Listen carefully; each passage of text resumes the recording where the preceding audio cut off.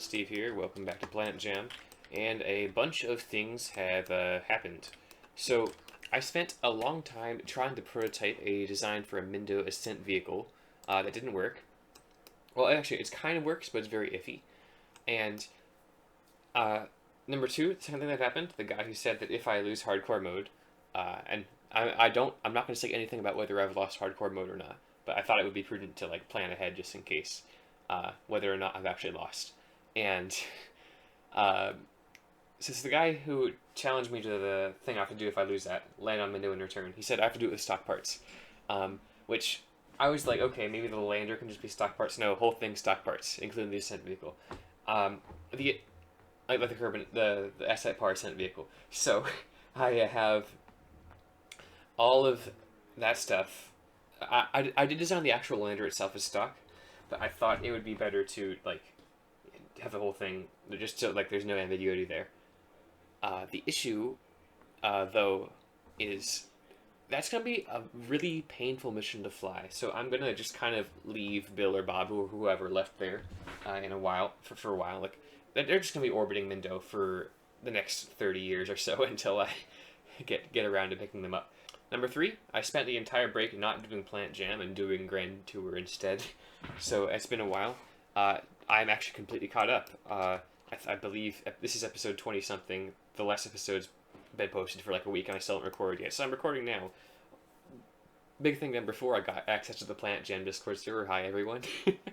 So thing number five though, Kerbal Space Program 2 is coming out in fairly short order. And I don't know how much I'm going to touch old Kerbal after this. I'm definitely coming back to stuff at some point, but I just don't know how much it'll be if I'll continue a lot of my series.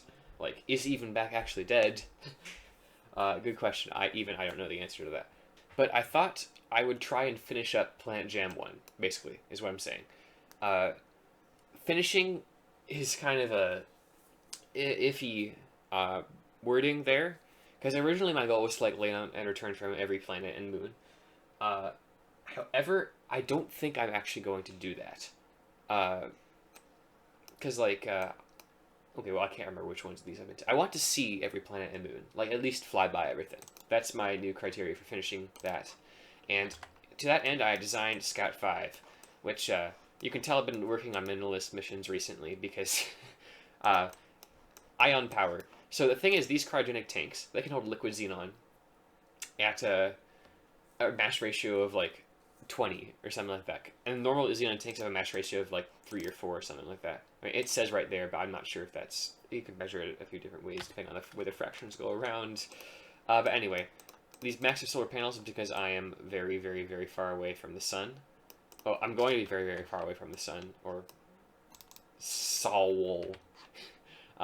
So I'm not even sure if it'll work, if these ion engines will work with any reasonable thrust. Because currently I'm getting 638 newtons, I believe. Yeah, maximum thrust 638 newtons, which is the same as what I got at asset par. So I'm still producing the same amount of thrust I would have. So basically, the idea is that this tank can hold xenon very mass efficiently, and then I have this thing to convert it. Except I don't actually need this thing. There's one of those things installed in the tank itself, so I didn't need to carry around this heavy mass. And I was able to launch it for super light. Unfortunately, not super cheap, because xenon's really expensive. But anyway, let's continue on. I don't remember which ones of these I've been to or not. It's been so long. But I know for a fact that I have not been to any of the 3 outer worlds. Okay, so what's our maximum... Oh, no, we're going down to 100 newtons. Oh no. Okay, how is this going to go? We're down to 100 newtons, and we're... Oh, the inverse square law is going to kill us. Oh, no. 40 newtons. That's like less thrust than real-life ion engines generate. Okay, hold on. New plan. I've never, ever played around with beamed power, but I wonder. Okay, so I have no idea how this works. Activate transmitter. Available power, 1800 megawatts. Wall to beam power, 600 megawatts. Requested power, 1500 megawatts.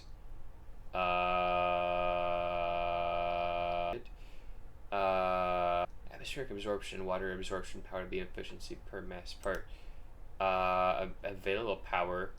Okay, hold on. I think I need to add a radiator, so hold on.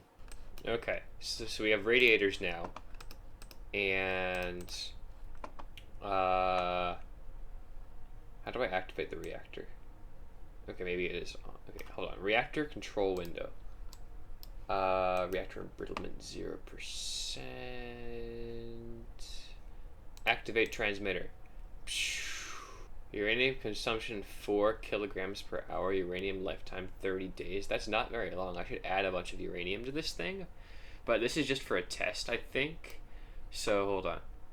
Waste heat's still going up. I should probably be alarmed. But it won't, like...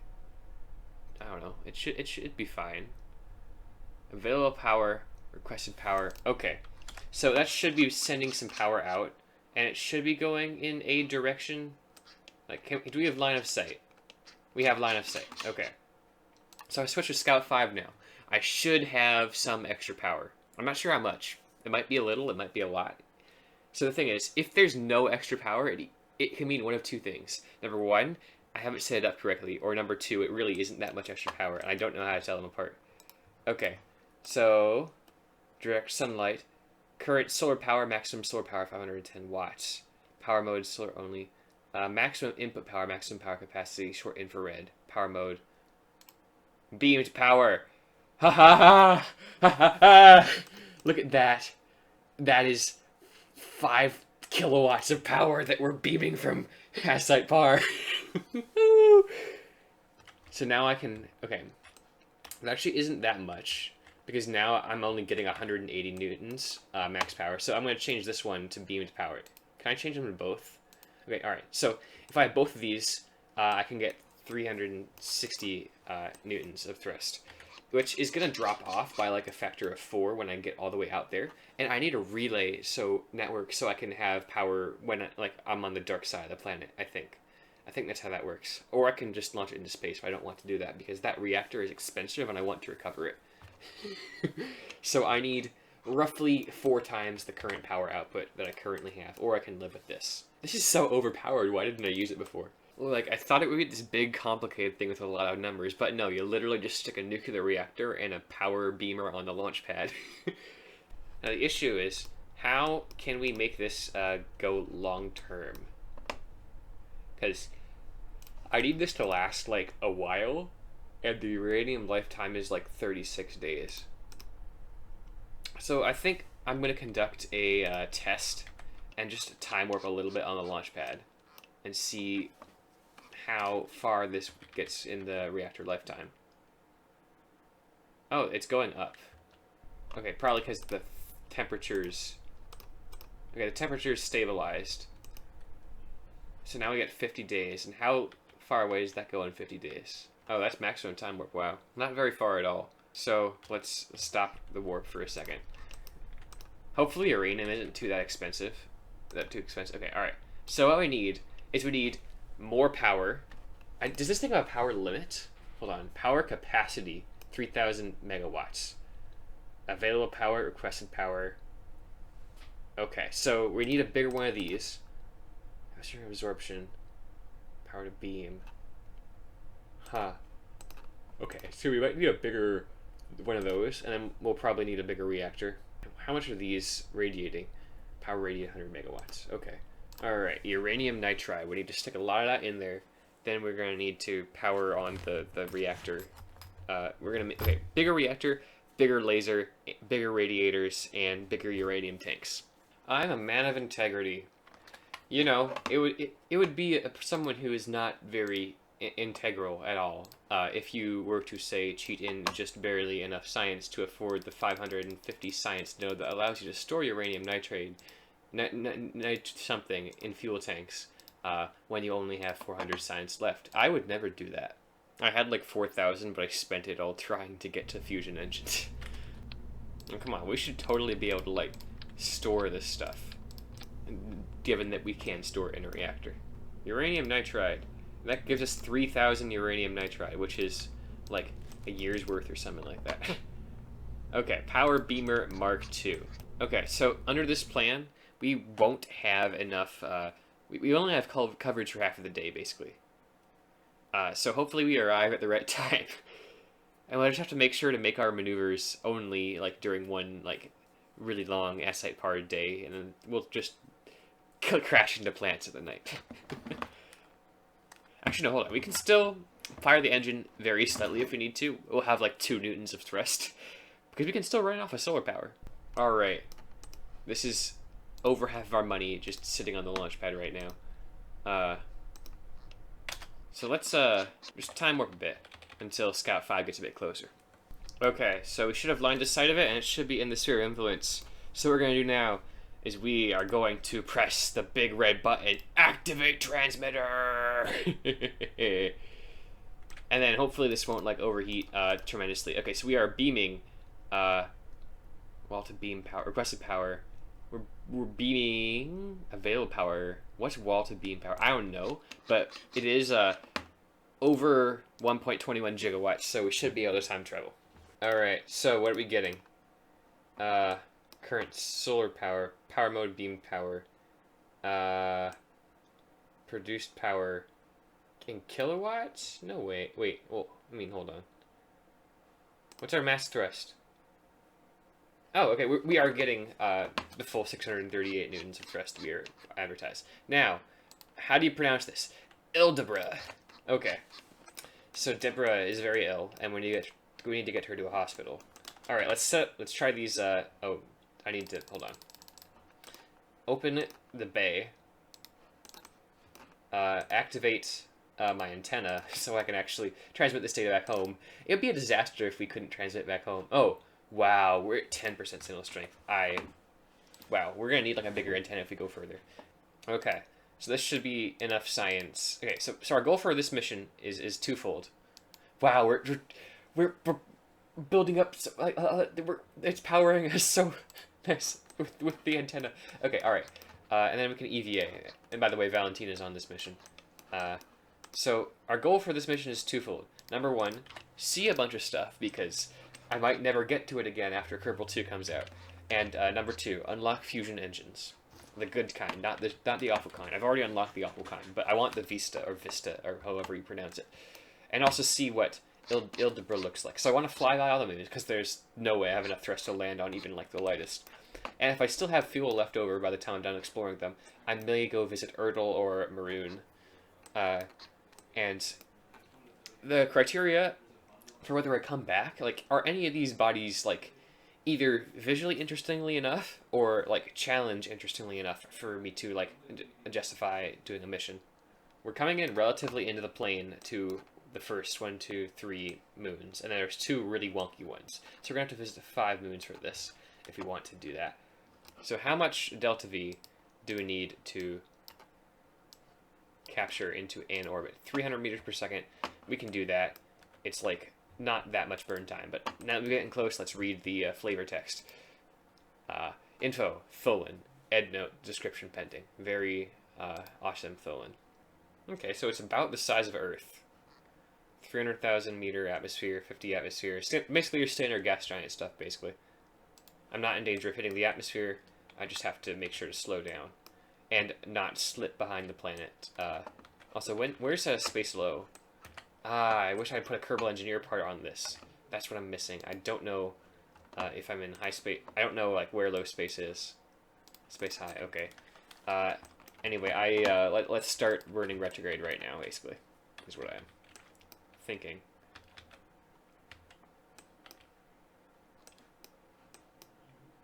And we should be able to capture in decent time. Except it's not working for some reason. And now I'm going to be cut off from the power. Yep, I'm in the shadow. And I'm out from the shadow. Now I'm in orbiting Ildevora. Wow, we're just so far away. That star's tiny. Much further, it'll just look like a star. Wow. I'm genuinely tearing up a little bit here. Like it just hits you that moment like, wow, we are so far out. Valentina has just been stuck in this tiny command pod for, I don't know what 5D is, but it's, I'm guessing, a very long time. All right, let's do a bit more retrograde so our orbit doesn't take like literally 5 years to get through.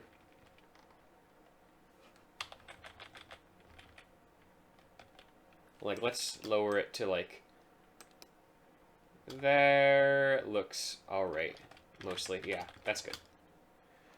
And let's time warp around to that node and correct our moon relative inclinations so we can go investigate all the manoons.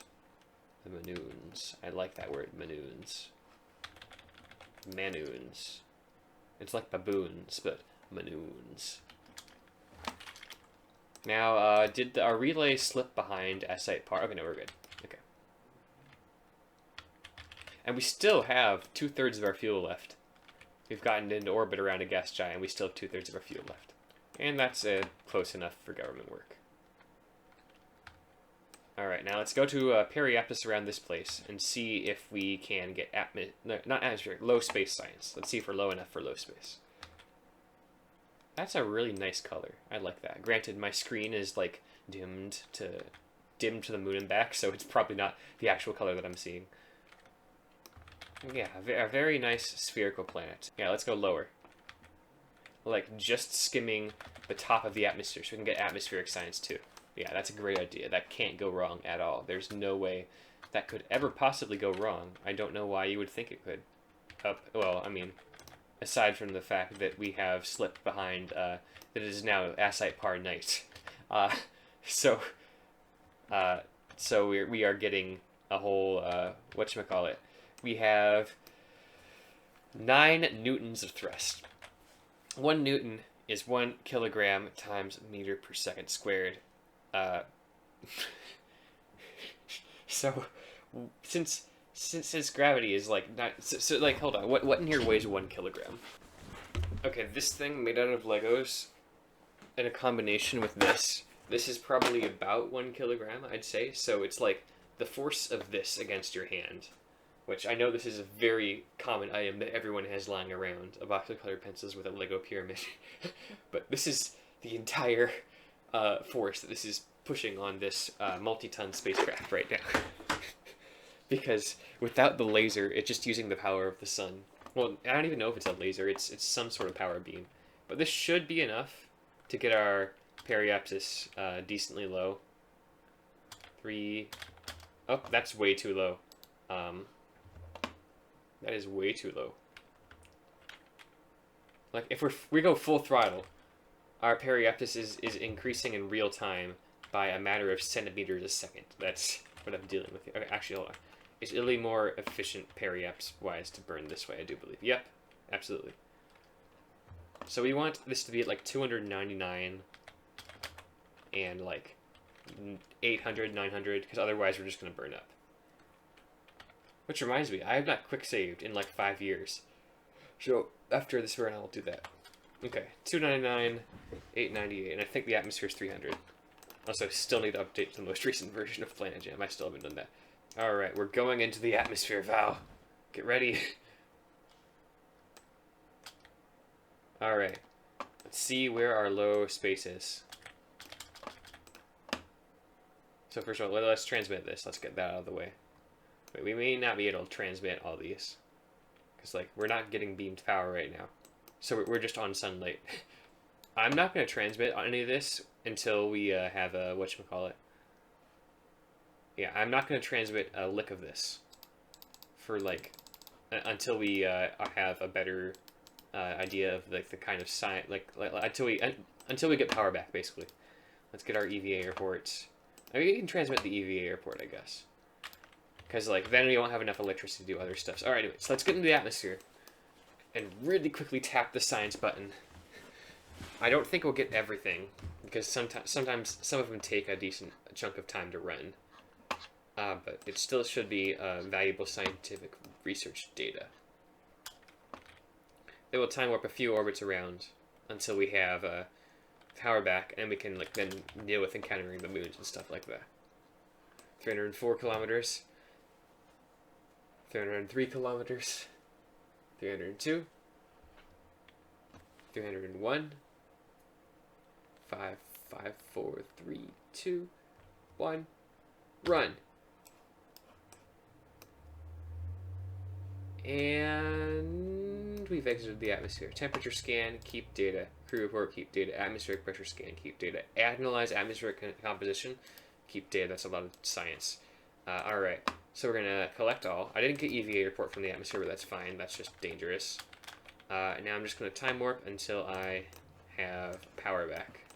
You know, now that I think about it, it also might be that the reactors run out of fuel. Hold on, let me check to see if we have line of sight from Asite Par. Nope, it's Power B or Mark II is on the complete opposite side of the planet from us. So let's just time warp until it rotates into position. Oh, did I just time warp into the atmosphere? I did. Hold on. We are going to need to fix that so we don't, like, accidentally burn up or anything. Oh, there we are. We have produced power. Let's go. So now we have, like, a few more orbits. We'll obviously shorten the time in orbit. Like, we'll shorten our orbital period when we have a good opportunity to do so. We'll correct our final last bit of our inclination here. Why are we not... Oh. Okay, well, it would probably help if I rotated the solar panels so we can actually see... see the laser. Okay. Okay, there we are. So now we need to increase our periapsis to, actually, hold on. Would it be more efficient? I'm not entirely sure what the most efficient way to do this is. Let's increase our periapsis to the height of the lowermost moon and target that one first. Noir. Yeah. That word has always been confusing for me. Like, I know exactly how it's pronounced. I can hear how it's pronounced. I just can't pronounce how it's pronounced. Okay. Hold on. I forgot I have my work uniform on. I'm not supposed to wear that outside of work for any purpose whatsoever. It's in big scary letters right on the front of, like, the uniform handbook guide. So I probably covered over the screen with a picture of, like, a koala or something. So, yeah. Now that I am in a perfectly legal shirt, you can finally see my facial reactions again. Okay. There's a 99% chance they won't care, but like, it's a job. It's a good job. Okay, so our periapsis is now high around the Ildevora. And we're going to time our approach with Again, I know exactly how it's pronounced. I just can't pronounce it. Okay, let's go for a flyby at like 75 kilometers, because I'm not sure if this thing is atmosphere or not. And that's actually going to kick us up gravity assist-wise, so I'm actually going to come back down after that. I'll just burn retrograde while I'm there. Alternatively, I could also try and gravity assist myself lower. Yeah, I'm going to try and do that. I'm not looking at it. I'm just going to get my orbit to the other side of it. There we are. And that's a decently lower orbit, so it should have more time with the power. Okay, are we going to get any flavor text for this? Nope, description pending. Okay. So we're going to have to make our own conclusions out of this. Nobody's been here before. It's a top secret planet thing. That looks like a bunch of darkness and a bunch of gold flakes speckled into it. Oh, okay, more like silver flakes. Is that an ocean world? Is that an atmosphere? It looks like a bowling ball. A golden... Yeah, I think that's the most accurate description for this. It's a bowling ball. Okay. So our orbital characteristics. 70,000... Orbit 70,000 meters. 1.2 atmospheres. So it's basically a small Kerbin, I guess, basically. Can I clip the atmosphere to get the atmospheric science? Okay, first of all, I want radial out for that. I think I'm too close to do so. Actually, no, hold on. I should be fine. Yeah, I should be able to alter my trajectory by like 10 kilometers. Also, now that I have the power, I can review all of it and I can transmit all this data. Am I gonna run out of power? Okay, let's cut the engines.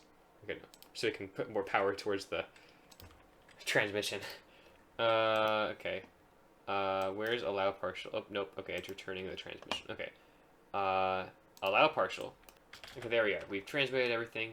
We can fire the engine. Right? We are firing. the engine. Yeah, we should have 600 newtons of thrust. Why don't we have 600 newtons of thrust? Oh, do we need to build up megajoules? Oh yeah, we need to build up megajoules. That's it. Okay. That's what they do. 78 kilometers, 77 kilometers, 76 kilometers. We might make it. I don't think we will, but we might. Okay, so let's make some scientific observations. There appears to be some very large cratered things, which are possibly volcanoes. We have oceans. This is an interesting world that may merit further exploration. Does it have oxygen in the atmosphere, though? Noir. Oxygen present. Okay, atmosphere present, yes. I think it would say, if there is oxygen, it would say it, so I don't think there is oxygen. But that's fine. We have those fancy smashy nuclear ramjets.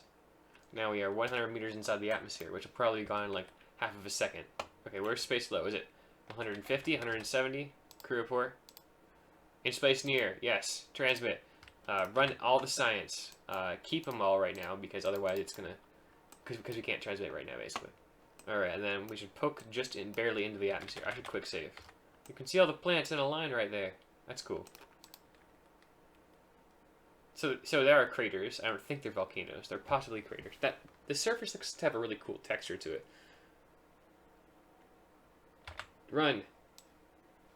Noir's upper atmosphere. Okay. 500 science. Analyze atmospheric composition. Oh yeah, it's a science payday. Okay, let's see. What is our trajectory like now? So that's Noir. The next one in line is Cult. It's a Cult classic. So, Noir as a possible destination to come back to. Again, if I had infinite time, I'd do all of them, but I don't know if I will. Very visually interesting. Like, I'd love to fly around a nuclear jet for a bit and, like, visit the various landmarks. But the challenge factor is it really there? But, like, that's definitely a very solid candidate for, like, coming back to. Like, I'm talking about, like, if it's just another, like, moon, like, Bopper Pole or something like that. Unless it's really visually interesting, I probably won't actually land on it. And I definitely appreciate all the time everyone put into this, just that there's a lot of planets, and I don't have, like, forever, unfortunately.